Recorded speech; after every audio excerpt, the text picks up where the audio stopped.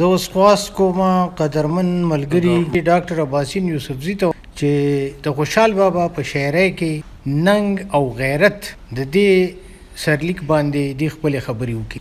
ډېره مننه ډاکټر صاحب. اعوذ بالله من الشیطان الرجیم، بسم الله الرحمن الرحیم.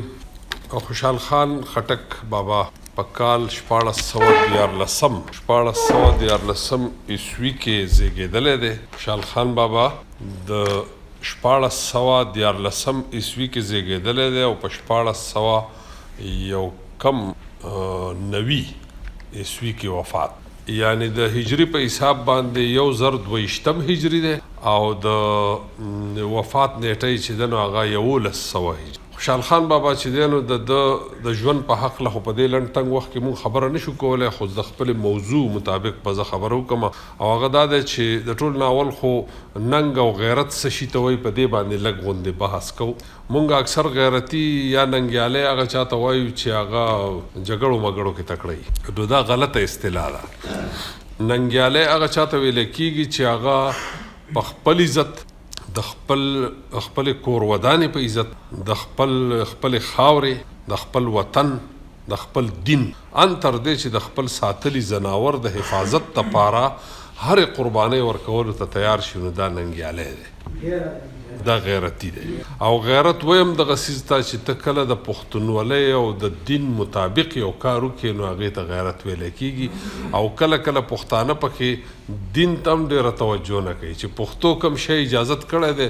پښتانه دومره مسلمانان دي څومره چې پښتو اجازت کړی دی، یعنی د پښتو حکم مني او د اسلام حکم هم کله نه، او په دې بیل بحث کېدی شي. او دا یو رښتیا خبره ده چې پښتانه چې دي په ډېرو معاملو کې اسلام شاته وغورځوي او پښتو را. نو خوشحال خان خټک بابا د ننګ او غیرت خبره چې کله مونږ کوو نو د پښتنو هسې هم فطرت داسې دی چې هغوی څوک داسې یریدونکی سړی، ډرن غوندې سړی، نو هغه ته هم خلک ډېر په ښه نظر نه ګوري، غیرتي سړی زیات خوښ. د دې سره په ننګ او غیرت او پت باندې پښتانه ودرېږي او سر و مال پکې هم داو کوي. کله داسې موقع راشي چې سر او مال یې پکې هم لاړ شي، خو هغوی د خپلې خبرې نه و. نو د دغې په حساب باندې خوشحال خان خټک بابا داسې کړي دي چې هغه 2 علامتونه راغستي دي خاص کر، یو زمری دی او یو باز. زمری او باز دا د دې 2 علامتونو د خوشحال بابا د شاعرۍ کې د اورېدو نه پس ما یو شعر ویلی دی چې درندو کې زمری مرغو کې باز دی. درندو کې زمری مرغو کې باز دی، پښتانه د انسانانو باچایان دي. نو دی کې څنګه چې خوشحال بابا دا 2 علامتونه راغستي، زمری او باز، نو دا د دې غرض دپاره راغلی چې زمری او باز چې دی دا مردارې نه خوري، دا د بل چا ښکار کړی څیز نه خوري، په خپله ښکار کوي او چې وکړي نو ځان چې دې موړ کړي نو بیا یې نورو ځناورو ته پرېږدي او هغوی پې مزې. دا د پښتون خاصیت هم پکار دی چې هغه مطلب دا دی چې نورو خلکو دپاره هم هغه ځان لکه پښتانه میلمه دوست هم ډېر زیات میلمه دوست هم دي. بل داسې دی ظالم چې هر چېرته وویني نو ځان پې وجني خو ظالم راپرځوي. نو دا هغه خاصیتونه دي کوم چې خوشحال خان بابا په خپله شاعرۍ کې د مختلفو علامتونو نه پیدا کړي. او په دې کې چې کله مونږ د خوشحال بابا شعرونه ګورو نو د هغه شعرونو په تشریحاتو کې به مونږ ته هغه ټولې معنی په لاس راشي. لکه خوشحال خان بابا وایي چې غوټې پسې وهې په لاس به درشي، چې غوټې پسې وهې په لاس به درشي، چا وی دا چې په دریاب کې ګوهر نشته. مایوسي د خوشحال په کتاب کې اړوشته نه، هغه چې دی دغه غیرتي خلک چې نو هغوی مایوسه کېږي نه، یې پرېوځي نه.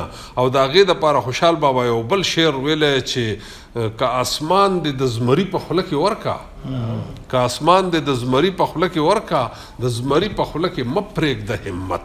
یعنی چې تا ته یقیني که اوس زمري ته وایي چې خورم یې نو بس خو به دې خوري، خو که ته لږ مزاحمت کې نو کېدی شي چې درنه شیرشاه سوري جوړ شي. شیرشاه سوري ته هغه ته شیرشاه په دې وجه ویلی کېدو دا خپل نوم فرید خان، خو شیرشاه ورته په دې وجه ویلی کېدو چې هغه یو زمری را پرځولی و وجلی و. په ځنګل کې به زمری راغی او ده په یوازې کس باندې هغه زمری را وپرځه و مړی. نو اول ورته شیر خان ویلی کېدو ده ته، خو چې کله بادشاه شو نو بیا ورته شیر شاه ویل، نور د خپل نوم و فرید خان. بیا د خوشحال بابا بل شعر دی چې د زمریو مړنتوب په لښکر نه وي، د زمریو مړنتوب په لښکر نه وي، مټ یې هر کله یوازې په خپل ځان شي. یعنی د زمري سره نه اسسټنټ، نه ورسره پولیسي، نه ورسره آرمي، زمری په یوازې باندې د ځنګل باچایي، په خپلو مټو باندې هغه تکیه کوي او په خپلو مټو ژوند تېروي. نو دې کې هم د خوشحال بابا د طرف نه یو درس دی د انسان دپاره، خاص کر د پښتنو دپاره، چې هغوی په غیرت ژوند تېر کړي. چې غیرت باندې څوک ژوند تېروي نو هغه په ژوند کې په خپله هم کامیابي او د هغه په وجه باندې نورو خلکو ته